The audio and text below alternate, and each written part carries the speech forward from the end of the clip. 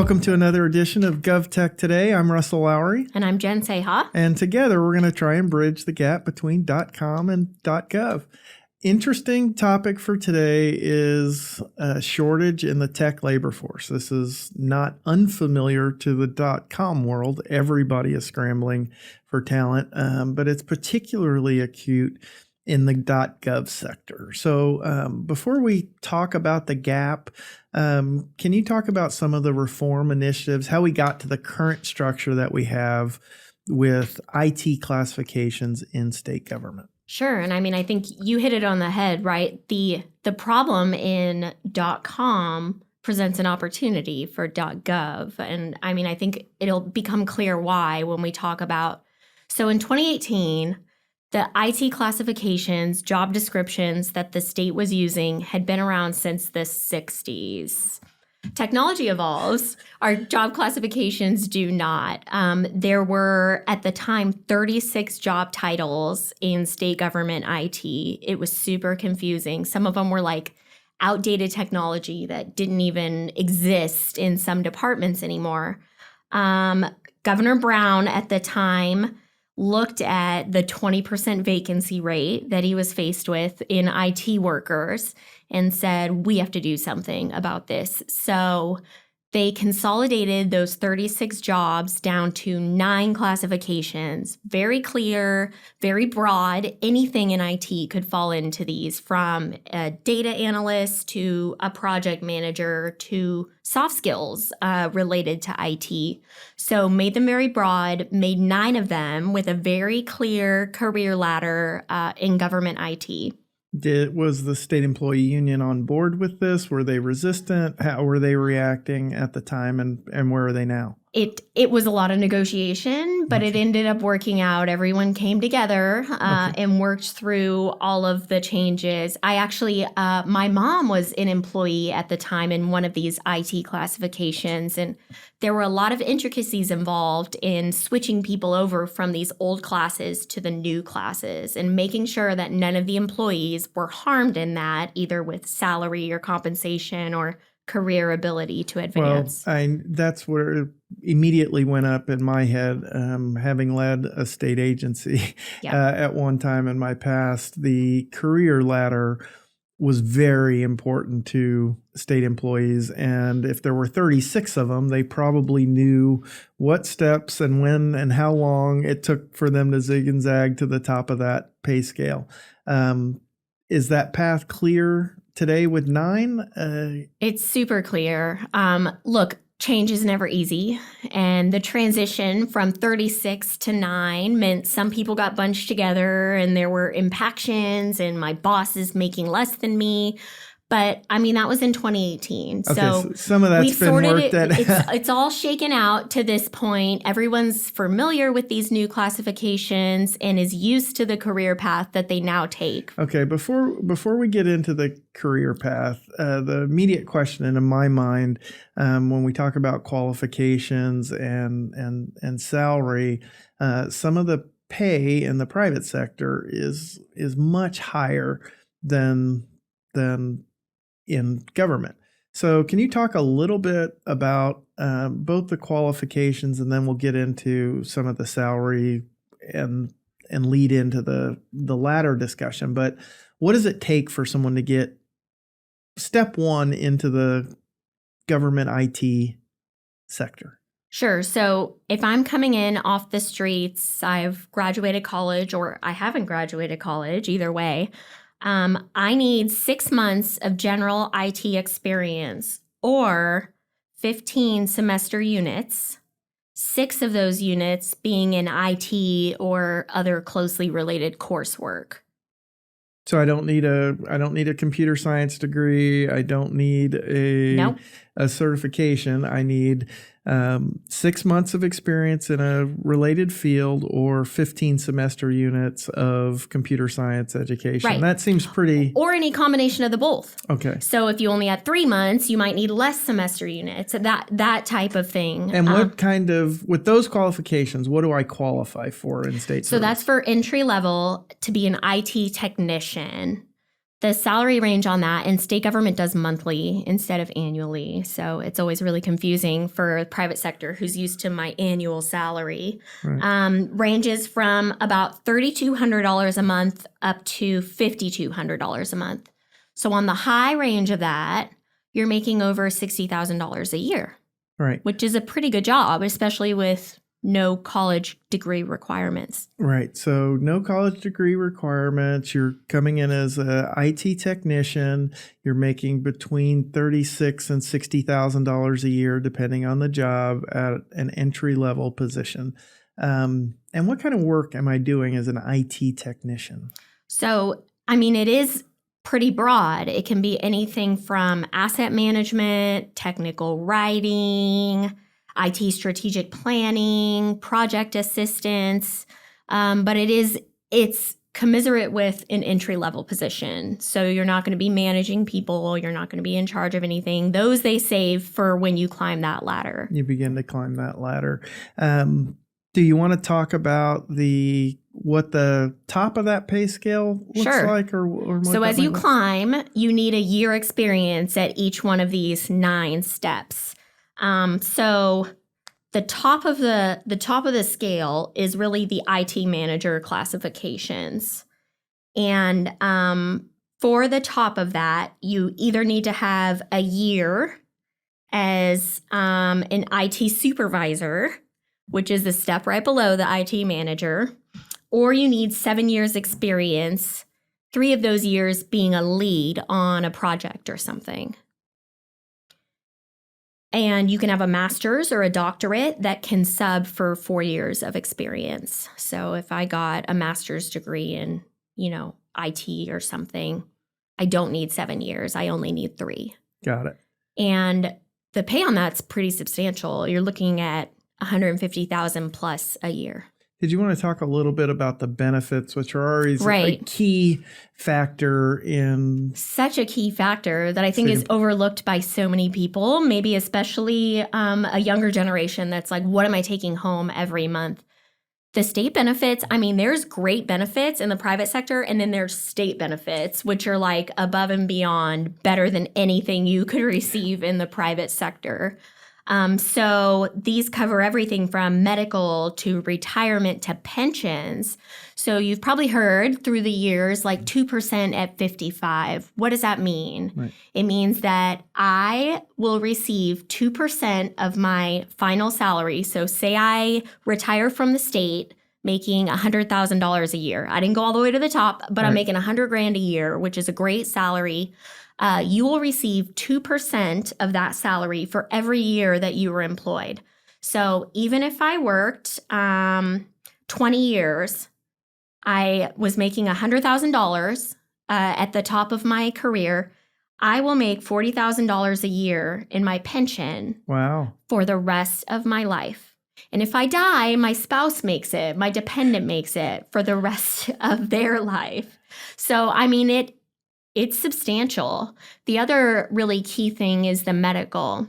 And there's different determinants based on when you enter the workforce, but typically it's if I work for the state government under CalPERS pension system for 20 years, then I'm entitled to medical coverage for the rest of my life. As we grow older, that medical coverage gets more and more expensive. CalPERS is on the hook for it, not just for me, but for my spouse, for any dependents under age 26.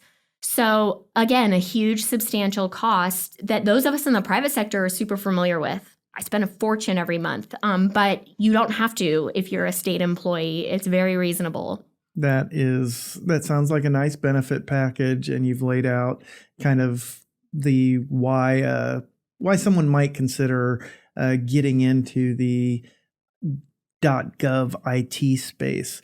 Do you want to walk through the classifications, each of the 9 steps, and kind of think about it from the perspective of our .gov listeners who might be looking? Talk about it from the job hopping. We'll flesh it out a little bit, but helping state employees think through how to navigate climbing the career ladder. Yeah, so each of these, you need to serve probably a year in order to be eligible to promote into the next one. Some of them have 2 steps. Some of them even have 3 steps. So, for instance, I could be an IT specialist 1, do that for a year, promote to an IT specialist 2, do that for a year, promote to an IT specialist 3. So it goes technician, associate, specialist, supervisor, manager. Okay. Those are like the 5 general ones. There's a 1, a 2, a 1, a 2, a 3, a 1, a 2, like within each of those. So it completely adds up to 9. Can I have a very similar job in one department and just move up in there? Or do I need to hop from agency to agency in order to promote? So what's really interesting about government, and I don't think that this has changed over the years, you will rarely find someone that stays in the same department for their entire state career. And that's simply because promotions in place, like moving my job as a technician and increasing my duties and making me an analyst, or promoting me because I'm really awesome at my job, is much more rare than if I just find an opening for an associate somewhere else and hop to a different department or hop to even a different office within my own department. So moving up that ladder becomes a lot easier when you move from job to job as opposed to just promoting in place with your own position. And that's just because that's the way government works, right? Like each department is allocated a certain number of IT analysts and a certain number of technicians and a certain number of managers. So for them to reclassify one of those because they have someone awesome in it is very difficult, lengthy process, has to have all these approvals. It's just kind of rare. It's kind of rare. Okay, so there's not a stigma attached to switching departments, but is it the kind of thing where state employees should be ticking down 363 days, 364 days, 365 days and go? Not necessarily. My kind of experience is if I'm promoting, if I'm like lateraling into the same kind of job, there's going to be questions, right? Like, Right. Why did you just take an equal job over here? What was wrong with the one you had? But if you're promoting and you're kicking ass and you're advancing in your career, I don't think anybody looks down at that, especially in these IT classifications where, you're not talking about working on tax programs versus working on real estate programs. You're talking about working on a machine that is literally the same exact machine as at this other department. Well, when you talk about the classifications, you mentioned completely different skill sets, and someone that is a tech writer might be totally different from somebody that's coding Python. Sure. And so, but do the classifications, at least as I understood you walking them through, didn't necessarily draw those distinctions? Totally.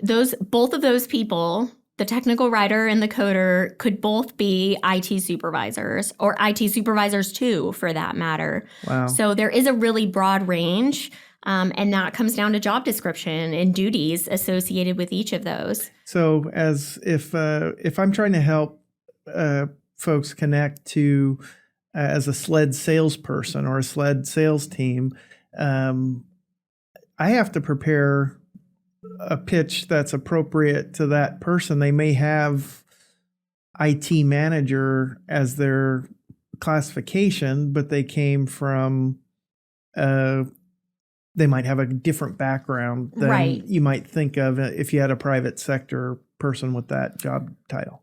A lot of times IT manager is going to be their job classification, but their job title is going to be programmer or technical writer. Okay. So you'll experience that a lot where you're coming in and you're like, oh, I'm a technical writer. What's your classification? Oh, I'm a IT specialist too, or, whatever the actual class may be.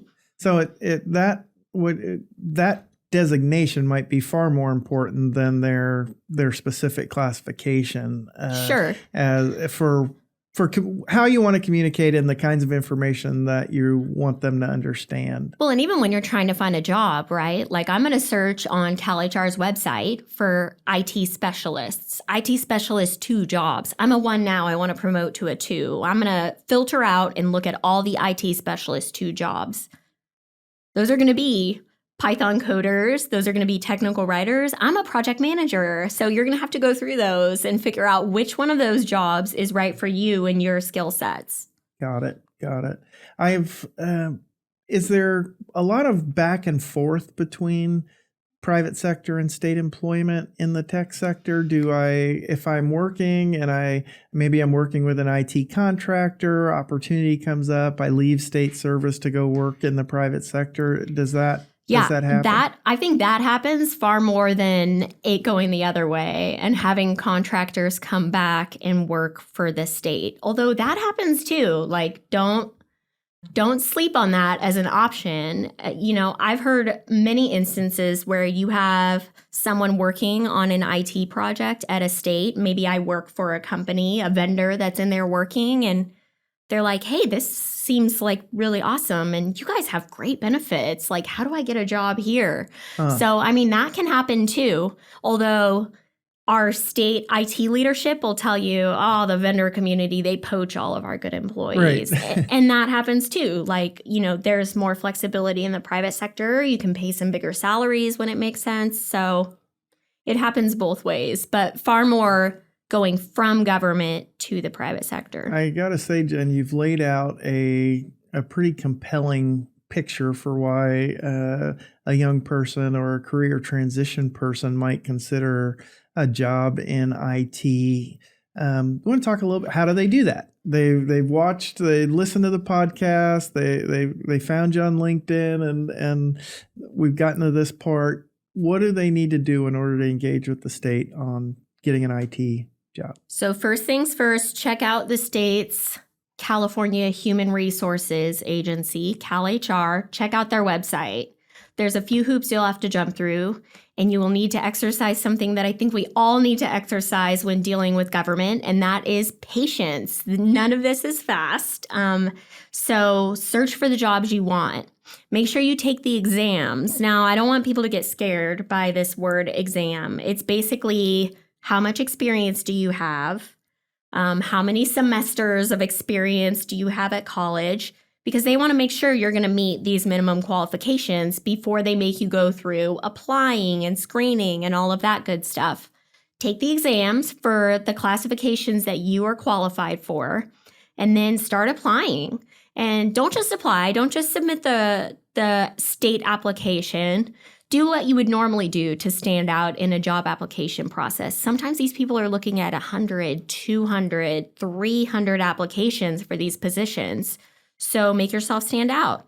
Draft a great cover letter, include a resume, talk about your skill sets and how they would apply to this specific job.